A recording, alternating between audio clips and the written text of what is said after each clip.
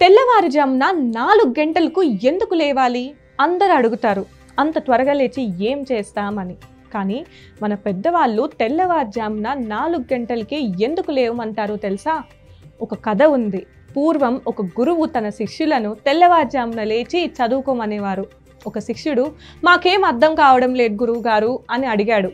ఈ సమయంలో విశ్వమంతా నిశ్శబ్దంగా ఉంటుంది, మనసు ప్రశాంతంగా ఉంటుంది, అప్పుడే జ్ఞానం మనలో సులభంగా చేరుతుంది అన్నారు. బ్రహ్మ ముహూర్తంలో అంటే తెల్లవారుజామున 3:30 నుండి 5:30 వరకు ప్రకృతి చాలా ప్రశాంతంగా ఉంటుంది. ఈ సమయంలో లేవడం వల్ల జ్ఞానం పెరుగుతుంది, ఏకాగ్రత ఎక్కువగా ఉంటుంది. కాబట్టి చదువు, కొత్త విషయాలు త్వరగా నేర్చుకోవచ్చు, ఆరోగ్యం మెరుగుపడుతుంది. స్వచ్ఛమైన గాలి పీల్చడం వల్ల శరీరానికి మంచిది. మన మనసుకి శాంతి దొరుకుతుంది. రోజు మొత్తం ఉత్సాహంగా సంతోషంగా ఉంటారు. ఒకసారి ప్రయత్నించి చూడండి, మీ జీవితంలో అద్భుతమైన మార్పును గమనిస్తారు. మీరు బ్రహ్మ ముహూర్తంలో నిద్రలేస్తారా?